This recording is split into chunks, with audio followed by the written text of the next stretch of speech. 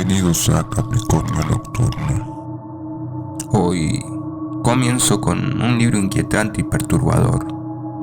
Conejo Maldito, de Bora Chan. Una colección de relatos coreanos que mezclan el terror, lo fantástico y lo surreal. En esta primera parte escucharemos el primer relato completo donde lo cotidiano se convierte en algo aterrador y lo extraño se esconde en los rincones más familiares. Bienvenidos a Conejo Maldito.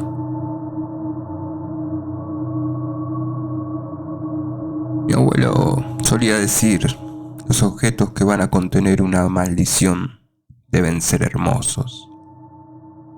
Y la lámpara, que tenía la forma de un conejo sentado bajo un árbol, era muy bonita. La parte del árbol se veía algo falsa, pero se notaba que habían puesto verdadero empeño en hacer el conejo. La punta de sus orejas, la de la cola y los ojos eran negros, y el resto del cuerpo era blanco como la nieve. Aunque estaba hecho de un material duro, los labios rosas y el pelaje esponjoso parecían suaves al tacto.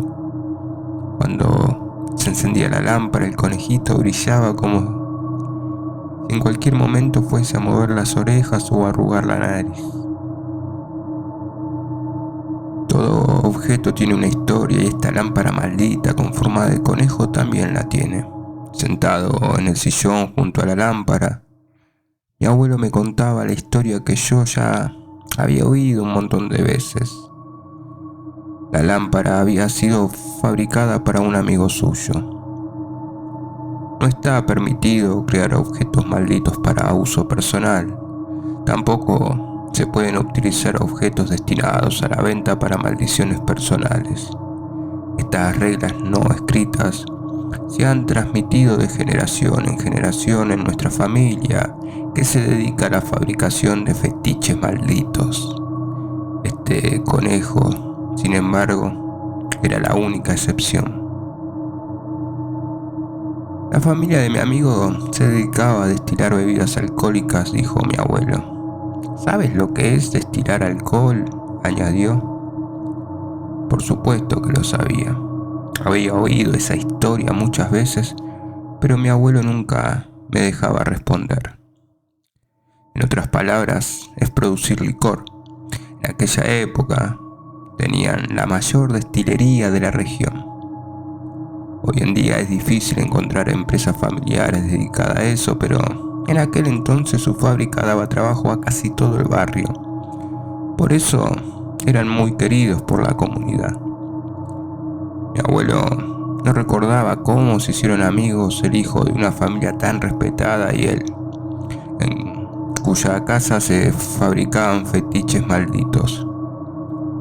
La verdad es que no lo recuerdo, me decía siempre. Oficialmente éramos una familia de herreros. Así, fabricábamos o preparábamos áperos de labranza y herramientas de metal por encargo, pero todo el mundo en el barrio, incluidos los niños, sabían a lo que nos dedicábamos realmente.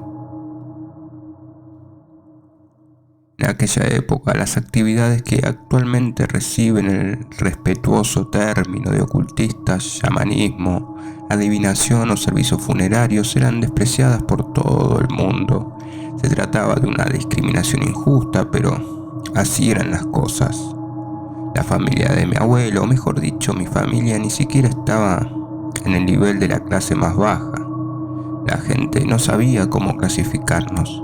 No éramos chamanes, no celebrábamos rituales a cambio de dinero, tampoco adivinábamos el futuro ni nos dedicábamos a preparar los cuerpos para los funerales. Sabía que nos dedicábamos a algo relacionado con el ocultismo, pero nadie se atrevía a decirlo en voz alta y de cara a la galería regentábamos una herrería. Además, corría el rumor de que quien se cruzara en nuestro camino se arriesgaba a que le echésemos una maldición. Mi familia jamás habría utilizado un fetiche maldito con alguien al que conociéramos personalmente, Pero nuestros vecinos ignoraban nuestras reglas y aunque las hubiesen conocido, no nos habrían molestado por si acaso. De todas maneras, se mantenían alejados de nosotros. Pero a mi amigo no le importaban esas cosas, recordaba a mi abuelo una y otra vez, una y otra vez. A ese amigo le daban igual los rumores que corrían por el pueblo, los cuchicheos, las miradas aterradas y a la vez curiosas de los vecinos. Para él, todos los niños del barrio que iban a la misma escuela y tenían edades similares eran amigos, y la profesión de los padres no era una razón para dejar de jugar con alguien. Y así, gracias a la amistad del hijo de aquella familia rica con tierras e influencia, mi abuelo terminó siendo aceptado por el resto. Sus padres eran buenos e inteligentes, subrayó una vez más mi abuelo. El dinero y el poder nunca le sirvieron de excusa para tratar mal a la gente. Saludaban con una reverencia a cualquier vecino del barrio y siempre estaban dispuestos a echar una mano en las bodas y los funerales. Además, los padres de su amigo eran lo que ahora llamaríamos empresarios innovadores. Empezaron destilando de vez en cuando para los vecinos y pronto supieron estandarizar y modernizar los métodos de producción para primero ampliar su red de ventas a otras regiones y más adelante a nivel nacional.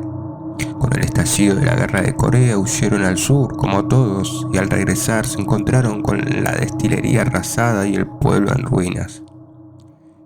Lejos de desanimarse, decidieron aprovechar la ocasión para volver a empezar, esta vez con un sistema de producción verdaderamente moderno y estandarizado.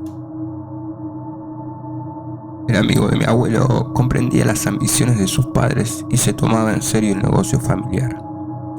Pensábamos que como iba a heredar el negocio estudiaría empresariales en la universidad, pero se especializó en ingeniería. Dijo que quería investigar cómo hacer vino a gran escala con arroz fermentado, pero que conservara el sabor del destilado de forma artesanal. Un chico de 18 años diciendo que conquistaría el mundo con los licores de su familia. Eso sí que era tener las cosas claras. Pero la nueva política alimentaria nacional echó por tierra sus planes. El gobierno insistía en que Corea debía lograr la autosuficiencia en el suministro de arroz, por lo que se prohibió su uso para fermentar bebidas alcohólicas. El método tradicional, consistente en echar agua sobre una mezcla de arroz cocido al vapor y malteado y dejar que fermentara, fue sustituido por un alcohol barato que inundó al mercado. Para que fuese bebible, las empresas añadían agua y saborizantes artificiales. El amigo de mi abuelo se le cayó el alma a los pies, pero no se rindió. Era el último descendiente de varias generaciones de artesanos que, como destiladores, poseían conocimientos especializados en ese campo. Aceptó la política del gobierno que consideraba el arroz como un recurso precioso y que comerlo era mucho más importante que beber alcohol. Investigó formas de producción que pudieran recuperar el sabor de antaño imitando los métodos artesanales tradicionales, la proporción de ingredientes, el contenido alcohólico, la temperatura de fermentación y las técnicas de destilación, sin contradecir la política gubernamental. Mi abuelo siempre hacía una pausa dramática cuando llegaba a esta parte de la historia. A ver, ¿qué crees que pasó después?, preguntaba mirándome e interrumpiendo su narración. ¿Crees que mi amigo tuvo éxito o que fracasó? Era una historia que había oído muchas veces, de modo que sabía la respuesta. Sin embargo, siempre sonreía sacudiendo la cabeza. Tuvo éxito, por supuesto. Era un chico listo y decidido, decía mi abuelo con una sonrisa triste. Pero al final lo perdió todo. El amigo de mi abuelo se concentró en desarrollar una tecnología mejor para elaborar bebidas deliciosas y saludables. No tenía ni idea de que en la nueva era de la posguerra las conexiones con los altos funcionarios del gobierno, la creación de una red de contactos, el entretenimiento de estos y los sobornos ocasionales eran más importantes que la calidad de los productos o la tecnología. Además, había una empresa mucho más grande que estaba haciéndose con el mercado de bebidas alcohólicas, con una estrategia totalmente diferente. Tenía sólidas conexiones políticas y era experta ofreciendo entretenimiento. Esa empresa tenía el descaro de anunciar su mezcla de alcohol y saborizante artificial como la bebida favorita del pueblo y el auténtico sabor tradicional. Publicaron anuncios en los medios de comunicación y al mismo tiempo organizaron una campaña de difamación paralela en la sombra, acusando al amigo de mi abuelo de mezclar alcohol de uso industrial en sus bebidas y afirmando que podía causar ceguera, minusvalía e incluso la muerte si se tomaba en gran cantidad. Las ventas del amigo de mi abuelo cayeron en picado y la fábrica tuvo que cerrar. Por mucho que la empresa desmintiera las calumnias de su gran rival, la gente no la creyó. El amigo de mi abuelo intentó beber su producto delante de las cámaras para demostrar que era seguro, pero ninguna cadena quiso emitirlo. Entonces no había internet, así que cuando los periódicos, la radio y la televisión le dieron la espalda, no tuvo a nadie a quien recurrir. Tampoco había forma de resolverlo por la vía legal, porque en aquella época no podían grabarse las conversaciones telefónicas ni hacer capturas de pantalla de los mensajes de texto. Así era imposible demostrar dónde habían empezado y cómo se habían propagado los rumores de que mezclaban alcohol industrial. Los tribunales dictaminaron que la denuncia por calumnias o difamaciones carecía de fundamento y el amigo de mi abuelo acabó endeudado hasta las cejas, tanto por el cierre de su negocio como por las costas. Con apenas 30 años se ahorcó y dejó una nota a su familia diciendo que lo sentía.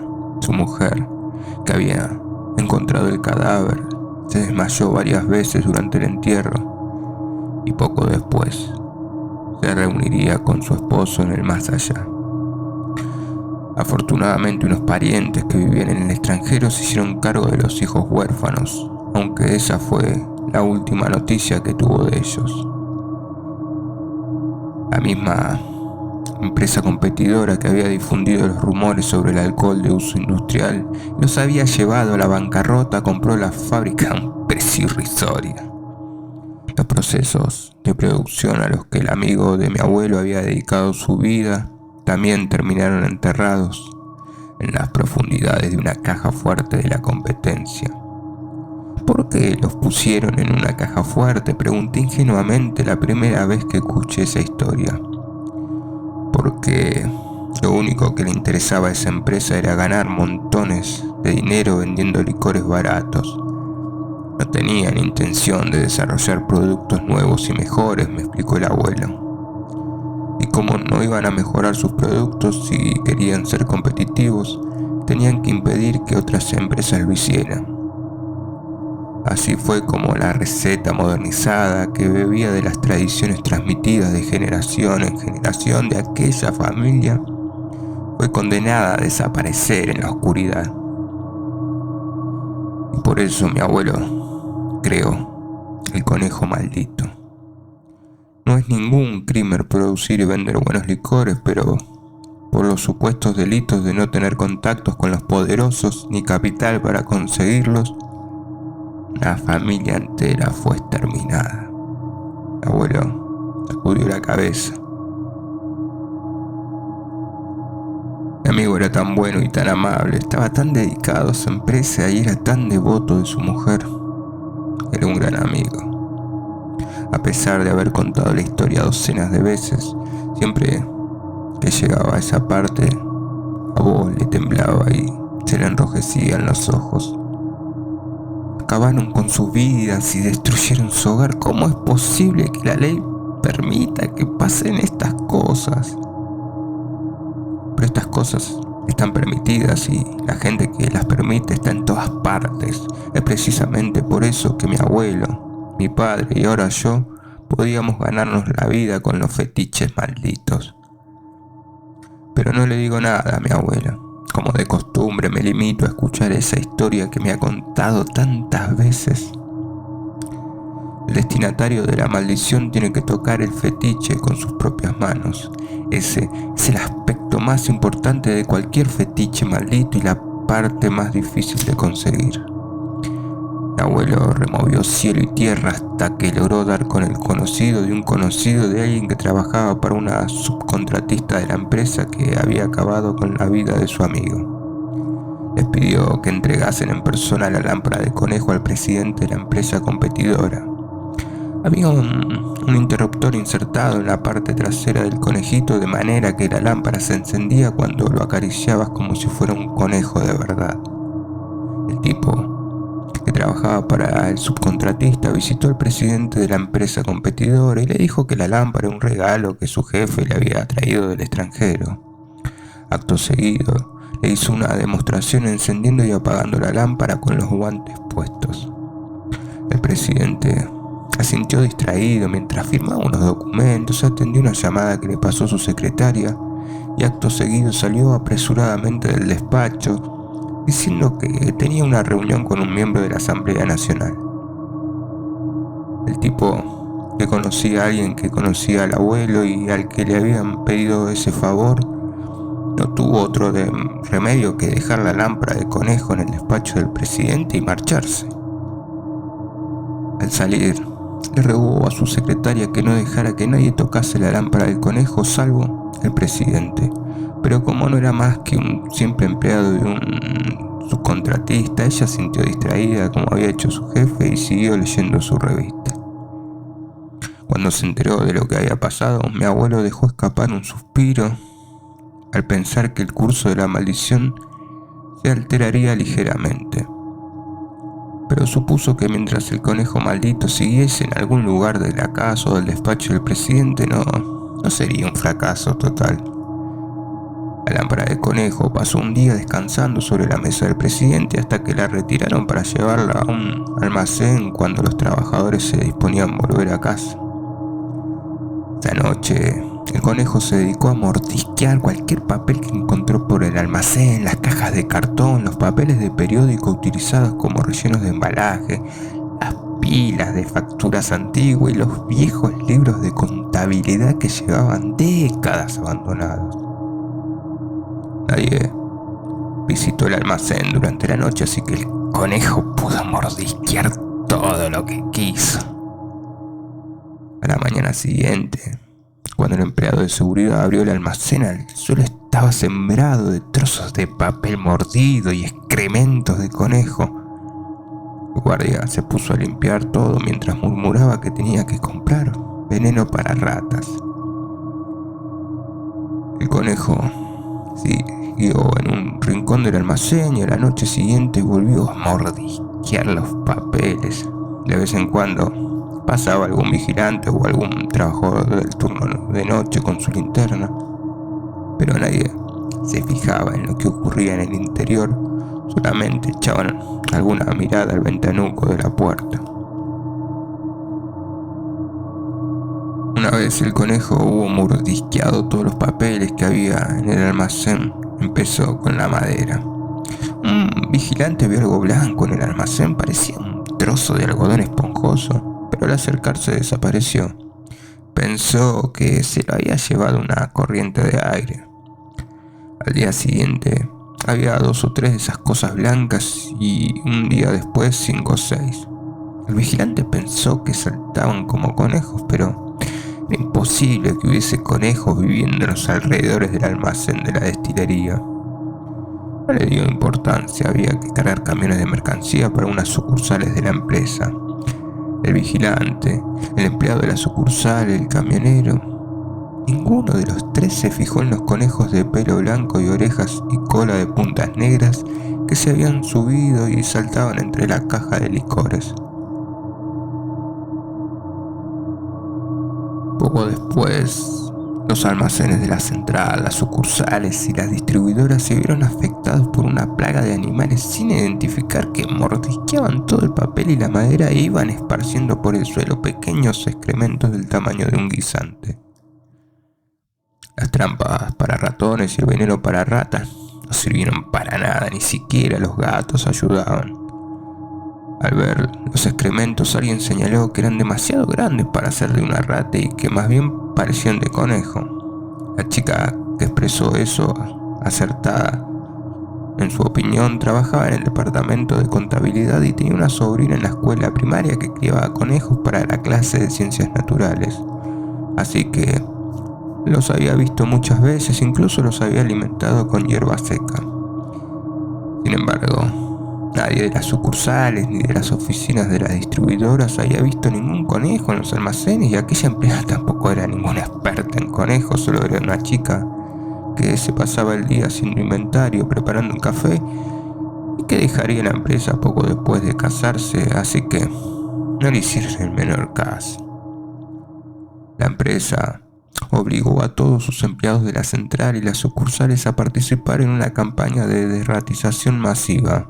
Se capturaron muchas ratas y, si bien los empleados terminaron exhaustos, gracias a esa campaña el nivel de limpieza en los almacenes mejoró.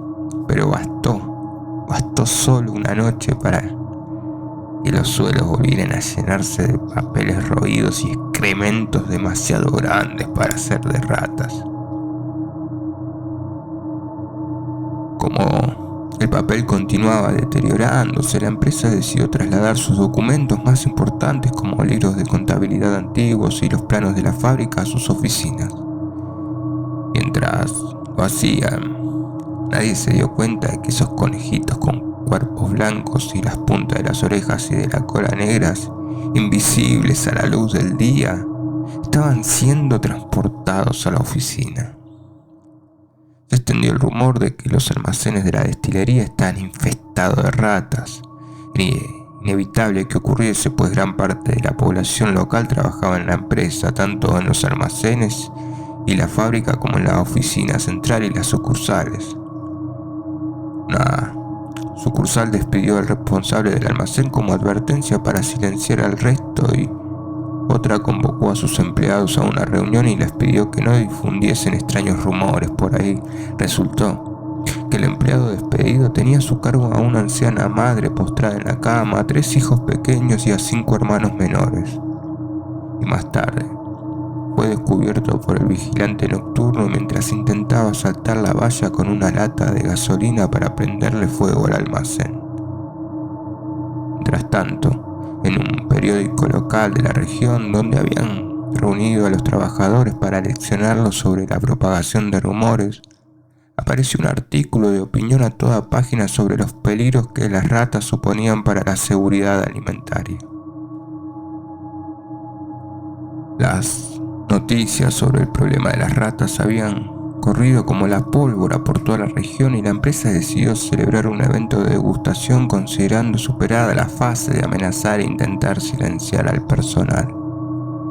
Los empleados, su familia, los vecinos y especialmente los dignatarios locales y otras personas importantes fueron invitados a degustar bebidas alcohólicas del almacén para demostrar que no había ningún problema con la calidad e higiene del producto y que la destilería estaba haciendo grandes esfuerzos para contribuir al desarrollo de la región. El acto se celebró en los jardines de la sede central. Asistieron el presidente y su hijo, el director general con su esposa y el hijo de ambos, que estaban en la escuela primaria. Aburrido por los largos discursos, la música a todo volumen de la banda contratada y la gente que no paraba de beber, el nieto del presidente se escabulló y se puso a deambular por los terrenos de la empresa. La nuera del presidente advirtió la ausencia de su hijo y fue a buscarlo. Cuando lo encontró agachado ante una puerta abierta del almacén y le preguntó qué estaba haciendo, el niño respondió que estaba jugando con el conejo. Ella le preguntó dónde estaba el conejo y el niño la llevó de la mano hasta el interior del almacén y señaló la lámpara del conejo que descansaba en una esquina sobre un archivador de metal lleno de polvo. El niño rogó a su madre que le dejase llevárselo a casa. Su madre Le dijo que tendrían que preguntárselo al abuelo porque pertenecía a la empresa y enseguida se olvidó del asunto mientras arrastraba a su hijo de vuelta al lugar del evento. Pero el niño no lo olvidó. Cuando el abuelo borracho oyó que su nieto quería un objeto extraño del almacén, le dijo que se lo llevase sin darle ninguna importancia y siguió bebiendo con los adultos importantes. La degustación fue un éxito, todo el mundo se quedó hasta tarde bebiendo todo el alcohol gratis que quisieron hasta altas horas de la noche. La nuera del jefe no aguantó todo lo posible y se marchó con el niño cuando este empezó a llorar y a quejarse de cansancio. En el coche de camino a casa el niño iba abrazado a la polvorienta lámpara con forma de conejo. Después del evento pareció que los rumores sobre las ratas de los almacenes quedaban zanjados definitivamente. El motivo fundamental que los había provocado la lámpara del conejo se había trasladado del almacén a la casa del hijo del presidente. Aún así, los conejos, que ya se habían extendido por los almacenes de la oficina central, de las sucursales y las distribuidoras, no desaparecieron. Los que se habían trasladado a las oficinas junto con los documentos también se quedaron. Siguieron reproduciéndose y mordisqueando todo lo que encontraban a su paso. Todas las noches en los cajones y archivadores de metal hacían trizas documentos, contratos, hojas de pedido, informes de resultado, libros de contabilidad, incluso los documentos más importantes, el dinero en efectivo, los cheques y las facturas que habían sido trasladados a la caja fuerte. Contrataron a una empresa profesional para realizar una fumigación en el edificio y sacaron todas las cosas al patio, incluido el contenido de las cajas fuertes. Entretanto, el nieto del presidente hacía sus deberes a la luz de la lámpara del conejo y por las noches dormía en una cama junto a ella. Al niño le encantaba la lámpara con ese conejo tan bonito sentado bajo el árbol y muchas veces presumía delante de sus amigos diciendo que era un regalo que su abuelo había recibido del extranjero. El nieto del presidente tocaba la lámpara varias veces al día, acariciando el lomo de conejo para encender y apagar la luz. En la casa del hijo del presidente, el conejo ya no mordisqueaba papeles. En vez de eso, empezó a masticar otra cosa. El nieto del presidente estaba en el último curso de primaria. Aunque era un poco pequeño para su edad, gozaba de buena salud y no mostraba ningún signo de enfermedad. Según su madre, era un buen chico al que le gustaba ir a la escuela y se le daban bien los estudios, aunque prefería jugar a la pelota con sus amigos que hacer deberes o estudiar para los exámenes. Al principio, ella le prestó mucha atención cuando empezó a olvidarse los deberes y el material escolar. Era nieto del dueño de la destilería y siempre había sido buen estudiante, así que en vez de regañarle al profesor, solo le llamó la atención. Sin embargo, el niño empezó a olvidarse no solo los deberes, sino el hecho de que se los habían puesto y se enfadó cuando un día el profesor se lo recordó, lo que provocó una llamada a casa. Hoy en día los niños entran temprano en la pubertad y les cuesta controlar sus emociones, le dijo el profesor a la madre, que se mostró de acuerdo. Después de las vacaciones, el niño empezó a obsesionarse con la comida. Insistía en que no había comido cuando era evidente que sí lo había hecho. Robaba comida de la heladera y la escondía por su habitación, y cuando su madre intentaba quitársela se ponía histérico. La familia pensó que era porque estaba creciendo e intentaron darle más comida y más variada, pero eso solo hizo que su avidez, paranoia e histeria empeorasen. El primer día de colegio, el niño se perdió cuando volvía a casa. Era el mismo camino que había recorrido todos los días durante los últimos 6 años, una distancia que un niño podía cubrir en unos 10 o 15 minutos como mucho. Una vecina lo encontró sentado en medio del camino, aturdido, después de haber estado merodeando por los alrededores del colegio. El niño olía fatal. La mujer que lo acompañó a su casa avergonzado, dijo que el niño parecía haberse hecho pis encima y se dio la vuelta y se marchó apresuradamente antes de que la madre pudiera recuperarse de la impresión y darle las gracias. El hijo del presidente y su mujer llevaron al niño al médico. El pediatra local le recomendó que fuese a un hospital, pero ni siquiera en el hospital universitario de la ciudad le encontraron nada malo, ya que en esa época no había resonancias magnéticas. Sin embargo, el médico del hospital observó que el niño temblaba sin parar, no enfocaba la vista, murmuraba palabras incomprensibles y se había hecho pis encima. El doctor le recomendó que consultaran a un psiquiatra. El padre se levantó de golpe y al hacerlo volcó la silla y exclamó: «¿Insinúa que mi hijo está loco?». Con el rostro enrojecido de ira, se puso a gritarle insultos terribles al médico mientras apartaba a su suplicante esposa de un empujón y tomaba en brazos a su hijo antes de abandonar el hospital. La pobre madre le pidió perdón al médico con los ojos llenos de lágrimas y siguió a su marido hasta la salida. Tras la visita al hospital, el estado del niño se fue deteriorando con rapidez. No reconocía el rostro de sus padres, ensuciaba los pantalones constantemente, no podía caminar bien. Murmuraba para sí mismo, pero era incapaz de formar palabras con sentido. Pasaba la mayor parte del día tumbado en la cama y mirando al techo con la vista desenfocada, susurrando de vez en cuando. Solo parecía tener ojos para la lámpara de conejo. Habían trasladado la lámpara desde el escritorio a la mesita de noche, incluso mientras murmuraba el techo se volvía hacia ella cada poco para comprobar que seguía a su lado, lo que parecía tranquilizarle. Cuando alguien la tocaba, se ponía muy ansioso y gritaba. Mientras dormía, el niño arrugaba la nariz, masticaba e incluso movía las orejas como un conejo, pero ninguno de los adultos que le rodeaban se dio cuenta. En sueños, el niño se sentaba bajo un árbol junto a un conejo blanco muy bonito con la punta de las orejas y la cola negra, y mordisqueaba con gusto su propio cerebro. Cuanto más lo hacía, más se iba estrechando su mundo hasta que fue incapaz de abandonar ese árbol donde se sentaba junto al conejo. Para entonces ya no podía entender nada y solo se alegraba de estar con el conejo.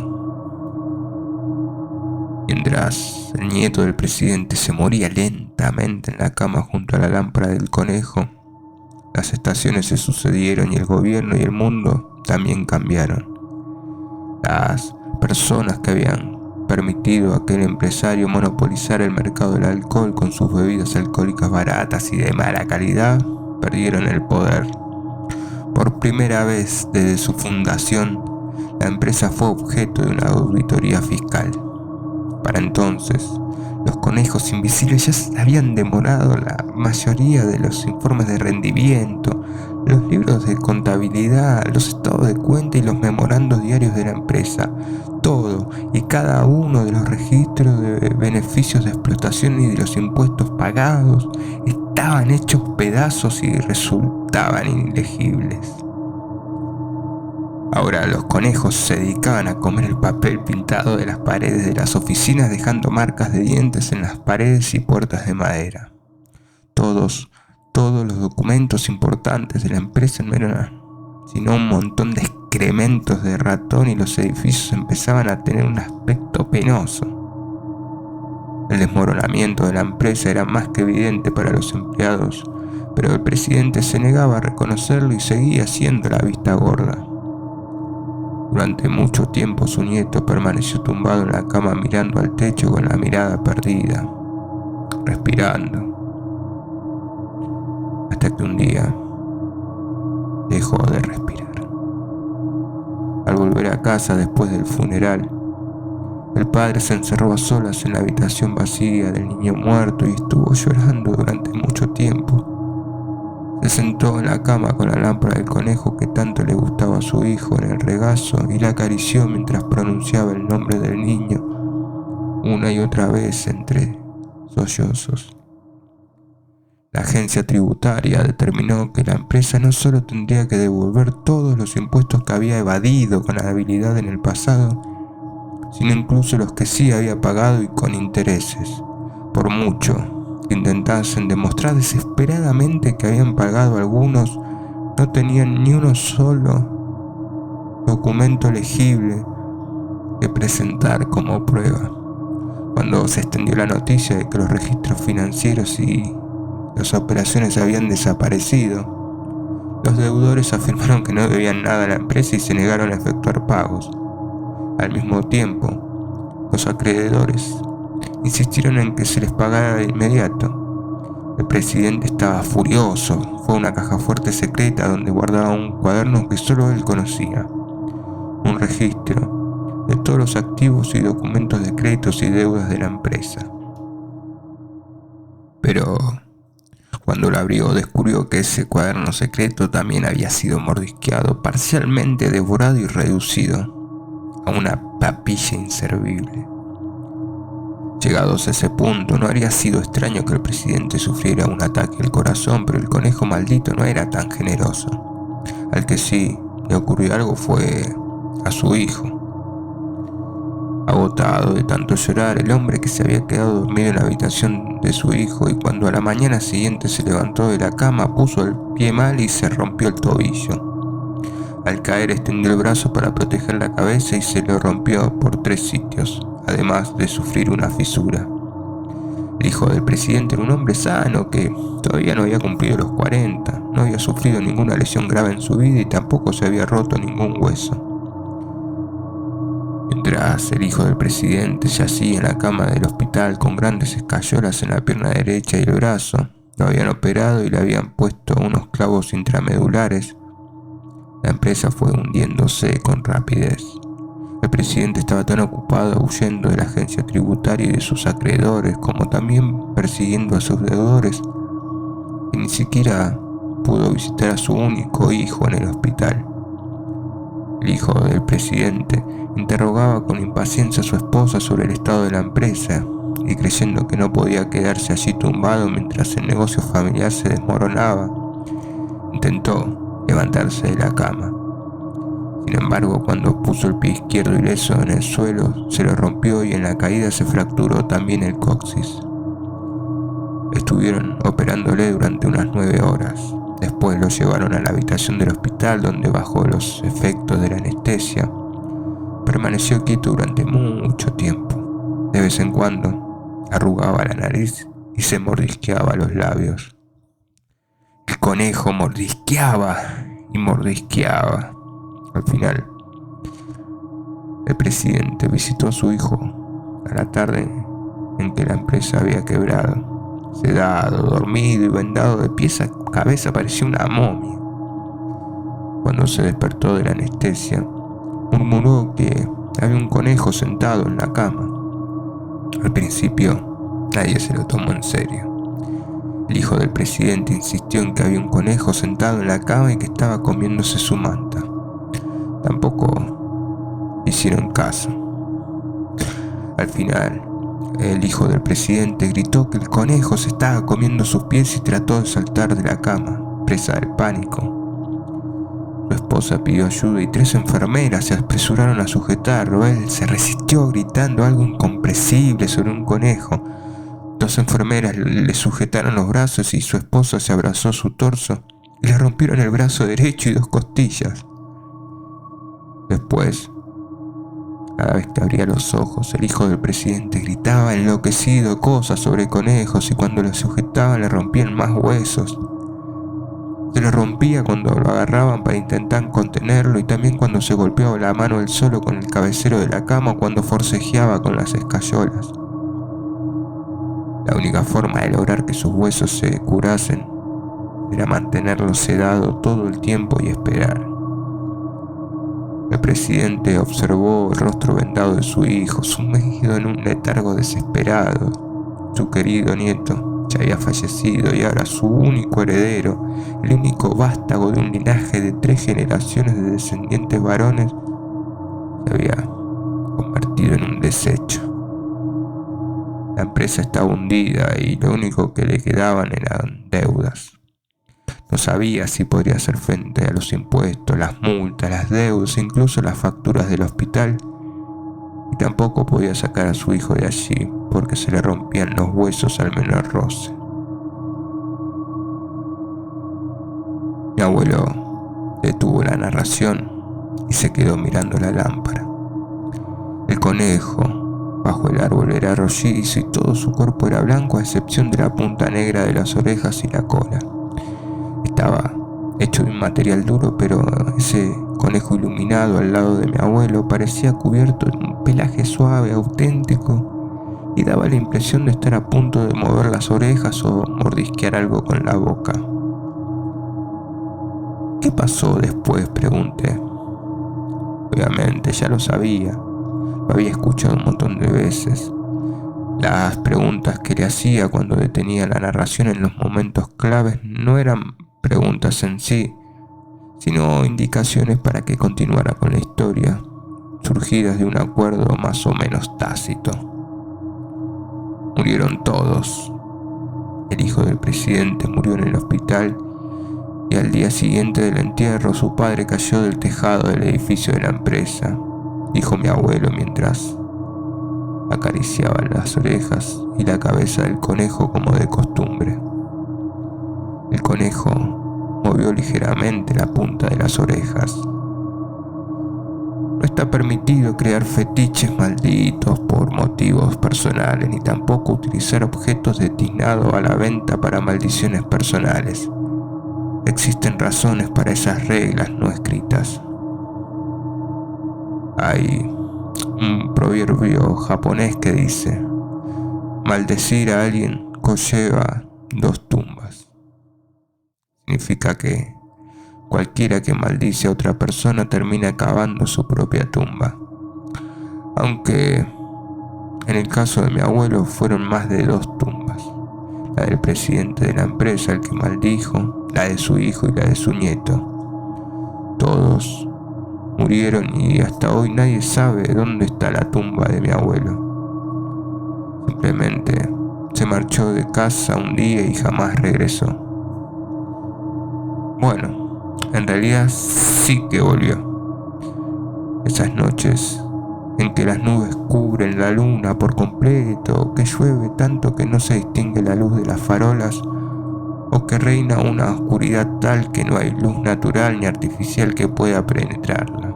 El abuelo reaparece en el sillón que hay junto a la ventana, enciende la lámpara del conejo y comienza a repetir esa historia que me ha contado un montón de veces. Quizás sea esa la maldición de mi abuelo, o su bendición. Es tarde, dice mi abuelo. Tienes que irte a dormir ya. Mañana hay colegio. Ya no estoy en edad escolar. Hace tiempo que en nuestra casa ya nadie va al colegio. Sin embargo, siempre respondo obediente: sí, abuelo, buenas noches. Y de forma impulsiva le doy un beso en su arrugada mejilla. Hubo un tiempo en que me habría gustado preguntarle cómo había muerto, qué había sido de su cuerpo o dónde estaba su tumba. Muchas veces me pasaba por la mente, pero siempre que sentía el impulso de preguntárselo, lo reprimía con firmeza. Si algún día mi abuelo recordaba cómo murió, quizá dejaría de visitarme. Peor aún, podría no acordarse, dejando mis preguntas sin respuesta, y la sorpresa ante esas preguntas podría hacerle desaparecer para siempre. No podría soportar que eso ocurriera. Por eso no digo nada. Me doy la vuelta en silencio, regreso a mi habitación y cierro la puerta, pero no del todo. Dejo un resquicio abierto para ver al abuelo todavía sentado en el sillón y la bolita lámpara del conejo brillando a su lado. Esa escena me reconforta. Los objetos que van a contener una maldición deben ser hermosos. Eso era lo que solía decir mi abuelo. Y últimamente el negocio va mejor que nunca. Si sigo trabajando como hasta ahora, terminaré como mi abuelo, muerta, pero sin estar muerta, sentada en la oscuridad de algún salón, en una noche sin luna, frente a un objeto que me mantiene anclada al mundo de los vivos. Sin embargo, para cuando me siente en ese sillón junto a la ventana, no habrá ningún hijo o nieto que escuche mi historia. Este mundo desdichado, ese es mi único consuelo. Pensando en ello, cierro la puerta de la habitación y me quedo completamente a oscuras. Fin.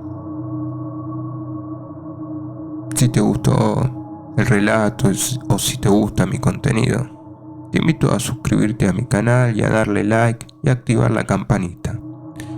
Nos vemos en el próximo video. Hasta luego.